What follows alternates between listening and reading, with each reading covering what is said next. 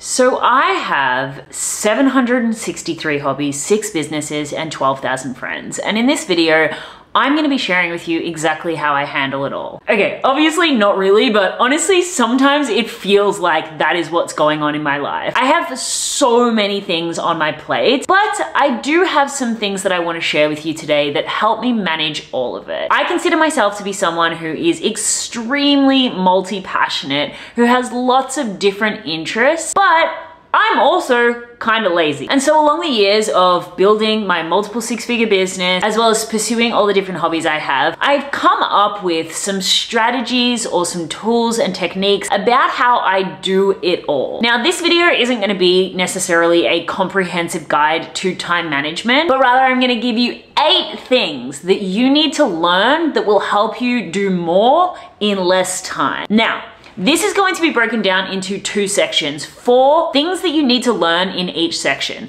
The first section is the mindset. I think when we think of time management, we initially go to wanting to overhaul our calendar or have a better project management system. And this can be effective, and we will talk about that. But also this can be extremely detrimental if what's holding you back from getting more done, or what's actually slowing you down, is the mindset side of things. I think we don't prioritize working on the things that are actually causing self-sabotage, and quite often this is where we are actually wasting our time. And then the other side of it is the strategy, and we're going to talk about 4 different concepts that you can learn that again will help you to do what you're already doing in less time so that you can enjoy more things, or just enjoy doing nothing if that's what you want to do as well. So let's look at the mindset. The first mindset that you need to focus on in order to be able to get more done in less time is overcoming self-sabotage. Self-sabotage and self-sabotaging behaviors are the biggest detriment to our time management and efficiency. Why? Because at the root of most procrastination is some type of self-sabotage. So if you find that you are just spending way too long on things, whether that be the desire to start a business or a YouTube channel, or even get yourself to go to the gym, whatever it is that you are procrastinating on, there generally will be some type of psychological reason behind it. So generally what we want to do then is we want to find or learn about our own specific reasons why we are procrastinating. I definitely recommend the book, The Mountain Is You. Honestly, this book is mind-blowing when it comes to learning about all the different ways in which we procrastinate and all the different ways in which we self-sabotage. But each person will have a different reason for self-sabotaging. Maybe it's because of a fear, or maybe it's because of your own self-perception, but you need to get to the root of what is actually holding you back from taking the action, and then work on that core thing, not just try find another system or strategy to get things done. Which kind of is similar to the second thing that you need to learn when it comes to the mindset of being more efficient, and that is that you have to overcome perfectionism and pressure. Oh my gosh, we put so much pressure on ourselves to make things perfect. And the reason why we do this is because we're trying to avoid the feeling of shame or embarrassment. But quite often it's because we don't have a good relationship with ourselves. When you see yourself, when the Psycho-Cybernetics, which by the way is another great book, Psycho-Cybernetics, definitely look that one up. But when your beliefs that you have about yourself will dictate the way that you see the quality of what you're putting out into the world. If you don't have a strong self-esteem or relationship to yourself, you will get a lot of your validation from outside sources. And therefore, when you're producing things, whether it be content or things in your business, you will put a lot more pressure than necessary to make those things perfect, because you are craving and desiring the validation from people. Whereas you can still want to do a good job. You can still want to do things as best as you possibly can. But when it comes to putting things out there, you will be much more efficient when you know and trust within yourself that regardless of whether it's perfect, you are still going to have worth in yourself. So trying to make things perfect are slowing you down, and this comes from you being validated by other people. So you have to build a better relationship with yourself. Now, I did a whole entire series here on YouTube that was all about building a better relationship to yourself, which is my Becoming the Coolest Person You Know series. So I will leave that linked below. Definitely go check it out. But when you build a better sense of self-esteem, you will move faster in the things that you're doing because you won't get so caught up in perfectionism and comparison and all that kind of stuff. Another thing that you need to learn when it comes to developing the mindset of efficiency is that you need to learn to live without expectation. Now, of course, when I say this, you don't necessarily need to just give up all of your goals and dreams and just go with the flow and whatever happens, happens. Of course, you still want to have visions of where you want to go. You still want to have intention behind the things that you want to manifest or that you want to work on. But when we put extremely harsh expectations on ourselves of things happening in a specific amount of time, that causes a lot of unnecessary stress, which will ultimately lead us to derailing our progress. I saw a quote a couple of months ago on Reels, and it was someone saying that the fastest way to get to where you want to go is slowly, or slowly is the fastest way to get to where you want to go. When you re-establish your relationship with time and you start to work at a more achievable pace, that is going to help you actually stay more consistent, which in the long run will get you there faster. I mean, who has started working on something, you didn't meet the expectation of the result you thought you wanted to get, so then you get derailed, and then a month later you start working on it again. If you had just dropped all the expectation of something happening in a specific amount of time and just continued to show up at a consistent pace, you probably would have got there faster. Unmet expectations will always derail us. They make us feel bad about ourselves, they make us feel incapable,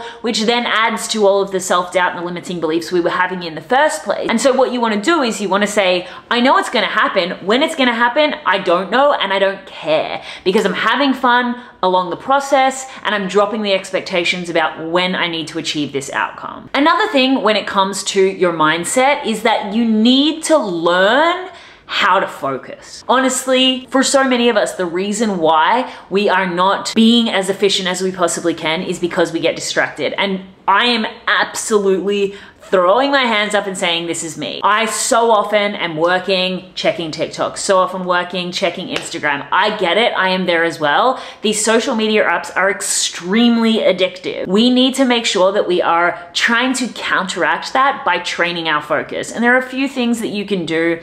Reading is a really good way to train your focus. Meditation is a really good way to train your focus. Sport is a really good way to train your focus. I know I get a lot more focus from doing martial art. Just spending time away from the fast-moving digital activity that is causing us to want to seek new stimulation every couple of seconds will help you be more efficient with your time and therefore have more time to spend on other things. So something that you can do is schedule your scrolling time. So versus just scrolling randomly throughout the day, try to train your focus through working on things, reading, sport, meditation, whatever it may be, and then actually give yourself like an allotted time throughout the day. Maybe it's 3 times a day that you can sit down and like totally passively scroll. And then if you need to set app limits, whatever you need to do to discipline yourself not to give in to the things that are causing you to not be able to be so focused. It's not your fault. These apps are designed to be so addictive so that they get more of our attention, but it's our responsibility to make sure that we are trying to counteract that with training our focus, because then we'll be able to get more done in less time than if half the time we're actually just focusing on Instagram Reels. So now we're moving on to the strategy. And like I said, this isn't necessarily a comprehensive guide to exactly how to manage your time. If you want me to make a video on how I manage my time with my monthly planning, my weekly planning, and my daily planning, then definitely let me know in the comments. I can absolutely do that for you. But this is more so things that you need to consider if you want to get more done in less time so that you can enjoy other areas of life. The first thing that you need to think about really is finding a time management system that works for you. The reason why I say this is because it's really easy to jump on YouTube and have someone tell you exactly how to manage your time. Quite often this can be more detrimental than it is helpful because you're trying to apply what works for somebody else to your circumstances. You've got to think about how you can manage your time based on your life and what's going on for you. Now, this is going to include, first of all, your own personal energy fluctuations. When are you the most energetic, and how can you actually try to plan being productive around the times that you are most energetic? Also, how does your day structure currently look like? How do you actually like to plan things? Do you like to be so organized that you have every day organized down to the second a month in advance? Or are you someone who likes to maybe organize yourself a little bit more on the fly? Do you like physical planning? Do you like digital planning? There's so many different things that come into this, and it all starts with self-awareness. So what I would recommend that you do is that you go out there and look at all of the different options that are available to you, and instead of just taking them as gospel and being like, I need to try this, and then feeling disappointed when it doesn't work, I want you to take a second and ask yourself really honestly, how do I feel like this will fit into my life? And can I actually see myself implementing this long term? If you're really honest with yourself, and if you know yourself well, then you'll be able to come up with a yes or no answer. And if the answer is no, reject that and look for something else. Just to summarize here quickly, like I definitely have found that when I'm way too planned too far in advance, it's just a waste of time simply because I change my mind so often. So I have and work in pretty much months, weeks, and days. So even in my business is never really planned more than a month in advance. So I plan next month what it is I'm gonna sell, what it is I'm gonna work on. Then I break down each week in terms of like, this week I'm gonna prioritize this week I'm gonna prioritize this. And then in the day, I say, well, I generally only work like 2 hours a day. So I'm like, in those 2 hours, what is it that I'm gonna focus on? When am I gonna work out? Again, I can make a whole entire video about how I do it, but what I'm trying to say is learn time management. There's so many different options out there. Learn a formula that works for you in the season of life that you're in now, rather than just trying to adopt somebody else's strategy, because that can actually hold you back more. Another thing is that you need to learn how to cultivate more physical energy. Most of the time we are inefficient because we are so tired. And let me tell you, it is not natural for humans to be so tired. One of the reasons why we're tired is obviously stress. And I am talking about generally here. I know there are contributing factors to being tired that are out of our control, like having a newborn baby. But I'm talking about as generally as I can for most people, being tired all the time isn't normal. The reason for that is probably something more physical. So maybe you're not managing stress well. Maybe your nervous system is out of whack. Maybe there's a problem with your hormones. Maybe your body's not digesting the things that it needs to actually produce natural energy.